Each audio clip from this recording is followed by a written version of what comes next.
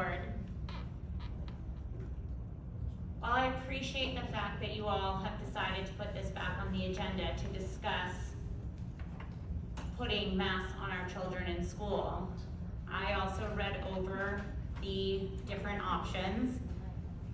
And option 2, which clearly says not recommended, is to adopt the Department of Education and Department of Health rule that has been put in place. And one of the things that you say in there is that it's going to create an additional burden for staff. My daughter was at Broward County Public School. She was at Embassy Creek Elementary. And she is now currently in a charter school because she was not allowed into Broward County School because she would not wear a mask because of her headaches. That school believes in parent choice. There's no additional burden because the kids whose parents decide that they don't want to just don't. I actually have received less phone calls this year than I have any other time, and I was actually getting phone calls from Broward County in the beginning before the transfer was completely done, and I was getting more calls from my daughter's previous school this year than I have ever received in the school she is currently. And the school she currently is in goes all the way up to 8th grade.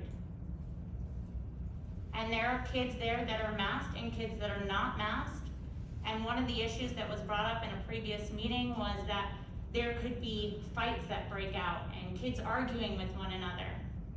That doesn't happen. These kids are not bullying each other over a mask.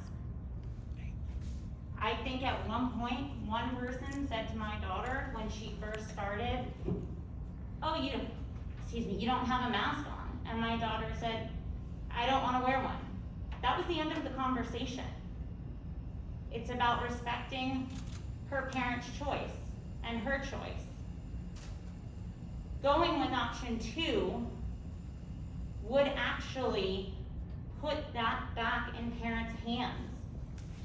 It would be a bridge that this board could start to build to be able to communicate with parents again, to start to earn the trust that this is not political.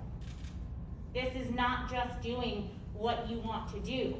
One of the board members here actually stated that they didn't see a difference in the numbers when you're looking at counties that don't have a mandate in place versus schools and counties that do have it in place. Put our kids first.